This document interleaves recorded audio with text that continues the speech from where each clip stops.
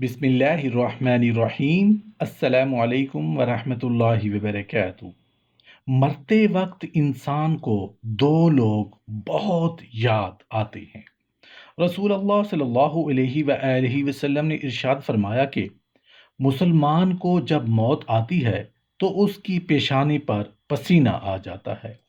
محدثین کرام فرماتے ہیں کہ یہ پسینہ اس لیے آتا ہے کہ وہ اپنے گناہوں اور اعمال صالحہ کی کمی کی وجہ سے اپنے رب سے شرم و حیا محسوس کر رہا ہوتا ہے۔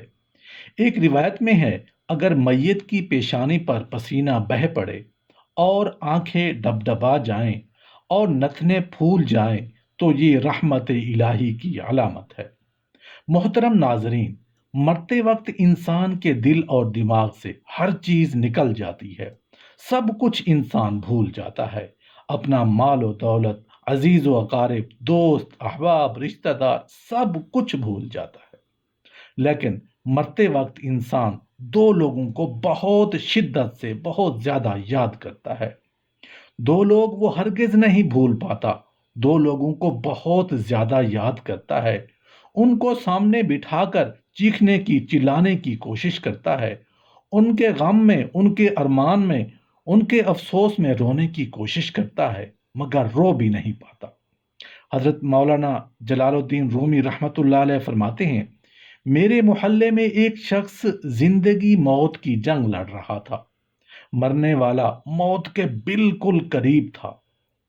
لوگ میرے پاس آئے، حضرت ہمارا ایک شخص مرنے والا ہے، آپ ہمارے ساتھ چلیں کہ اس کو کلمہ پڑھنے کی تلقین کریں، قرآن پڑھنے کی تلقین کریں۔ حضرت مولانا جلال الدین رومی رحمۃ اللہ علیہ فرماتے ہیں کہ میں اس مرنے والے انسان کے پاس پہنچ گیا، اس کے قریب بیٹھ گیا، آس پاس میں اس کے دوست احباب، رشتہ دار، عزیز اقربا بیٹھے ہوئے تھے، اس کے مرنے کا انتظار کر رہے تھے۔ اب اس مرنے والے کی آنکھیں چھت پر لگی ہوئی تھیں، کچھ سوچ رہا تھا۔ اللہ نے اسے بولنے کی توفیق دی۔ وہ رو کر کہنے لگا، میرے بچے کہاں ہیں؟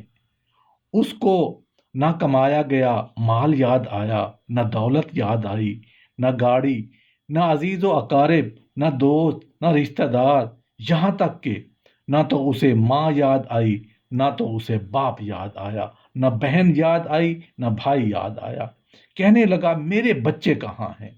بچے دوڑ کر آئے، جی ابا حضور، ساتھ میں بیٹھ گئے۔ پھر کہا، میری بیوی کہاں ہے؟ بیوی دوڑ کر آئی، وہ بھی ساتھ بیٹھ گئی۔ اب کہتا ہے، تمہیں دیکھ کر میرا دل رو رہا ہے، میری آنکھیں رو رہی ہیں، سوچ رہا ہوں میرے مر جانے کے بعد میرے بچوں کا کیا بنے گا۔ انسان جب مرتے وقت بچوں کو جب آخری بار دیکھتا ہے تو وہ یہ بھول جاتا ہے کہ میرے مرنے کے بعد میرا کیا بنے گا، بلکہ یہ سوچتا ہے کہ میرے مرنے کے بعد میری اولاد کا کیا بنے گا۔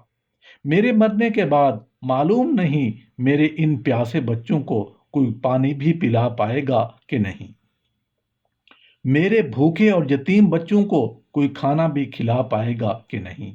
میرے مر جانے کے بعد میرے عزیز و اقارب میں سے، دوستوں میں سے، بھائیوں میں سے، بہنوں میں سے میری طرح کوئی ان کا خیال رکھ پائے گا کہ نہیں، میری طرح کوئی ان یتیم بچوں کی فکر کر پائے گا کہ نہیں۔ اس کی آنکھیں رو رہی ہوتی ہیں، چھم چھم برس رہی ہوتی ہیں۔ بیوی کو نصیحت کرنے لگتا ہے، میں تو دنیا چھوڑ کر جا رہا ہوں، مجھ پر ایک منت لگانا، مجھ پر ایک احسان کرنا، خدارا میرے ان بچوں کو قرآن مجید کی تعلیم ضرور دلانا، ان کے منہ سے نکلا اللہ کا نام میری قبر کو روشن کر دے گا، ان کے منہ سے نکلا ہوا قرآن میری قبر کو منور کر دے گا، میری قبر کو روشن کر دے گا، میرے بچوں کے منہ سے نکلی گئی یاسین والقرآن الحکیم وہ جہنم کی آگ سے دور کر دے گا، اللہ کے عذاب سے دور کر دے گا۔ محترم ناظرین، اپنے بچوں کو دین کی تعلیم دینا، قرآن کی تعلیم دینا بہت ضروری ہے، کیونکہ تم نے وہ واقعہ نہیں سنا کہ حضرت سیدنا موسیٰ علیہ السلام کا ایک قبرستان سے گزر ہوا۔ آپ نے دیکھا قبرستان کی ایک قبر کے اندر مردے کو دردناک عذاب دیا جا رہا ہے، مردہ عذاب میں مبتلا ہے، اس کی قبر جہنم کے گڑھوں میں سے گڑھا بن چکی ہے۔ مردہ عذاب میں مبتلا ہے، چیخ و پکار کر رہا ہے۔ حضرت سیدنا موسیٰ علیہ السلام آگے چلے گئے۔ کام کرنے کے بعد واپسی جب اسی راستے سے گزر ہوا، آپ نے دیکھا کہ وہی جہنم میں جلنے والا شخص جس کی قبر میں عذاب دیا جا رہا تھا، اب وہ شخص جنت میں ٹہل رہا ہے۔ اس کی قبر جنت کے باغوں میں سے ایک باغ بن چکی ہے۔ دونوں ہاتھ اٹھائے، عرض کیا، میرے مالک، تھوڑی دیر پہلے میں یہاں سے گزر رہا تھا، یہی قبر جہنم کے گڑھوں میں سے ایک گڑھا بنی ہوئی تھی۔ تھوڑی دیر کے بعد یہ جنت کے باغوں میں سے ایک باغ کیسے بن گئی ہے؟ اللہ تعالیٰ نے فرمایا، موسیٰ، یہ شخص جب مرا تھا، مرنے سے پہلے اپنی بیوی کو حاملہ چھوڑ کے مرا تھا۔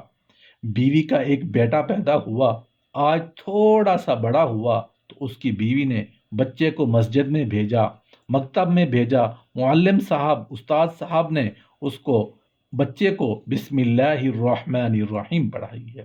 آج اس کے بچے نے بسم اللہ الرحمن الرحیم پڑھی ہے۔ موسیٰ، مجھے حیا آتی ہے کہ اس کا بچہ میرا نام لے اور میں اپنا نام لینے والے بچے کے باپ کو جہنم میں ڈالوں۔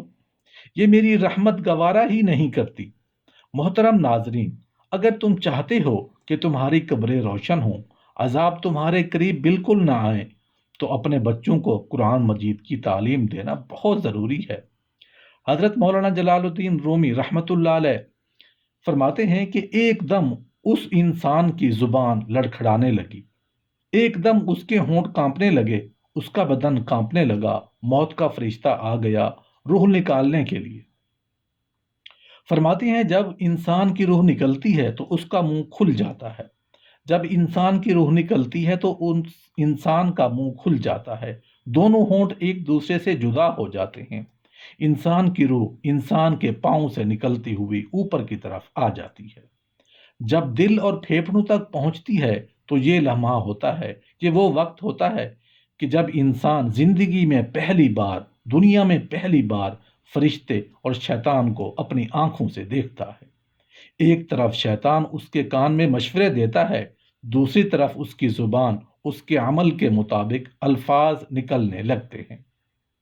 اگر انسان نیک ہوتا ہے، اگر نمازی ہوتا ہے، اگر عبادت گزار ہوتا ہے، اگر اللہ کا نیک بندہ ہوتا ہے، تو پھر اس کا دماغ اس کی زبان کو کلمہ پڑھنے کی تلقین کرتا ہے، قرآن پڑھنے کی تلقین کرتا ہے، درود پڑھنے کی تلقین کرتا ہے۔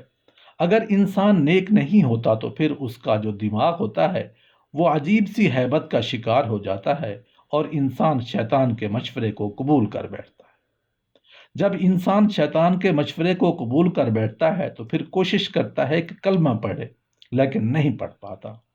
حضرت عائشہ صدیقہ رضی اللہ عنہا سے روایت ہے کہ جب اللہ تعالیٰ کسی بندے کے ساتھ خیر کا ارادہ فرماتا ہے تو اس کے مرنے سے 1 سال پہلے ایک فرشتہ اس کے پاس بھیج دیتا ہے جو اسے برائی سے روکتا ہے اور اسے نیک راہ پر ڈالتا ہے، یہاں تک کہ اچھے وقت پر اس کی موت واقع ہو جاتی ہے۔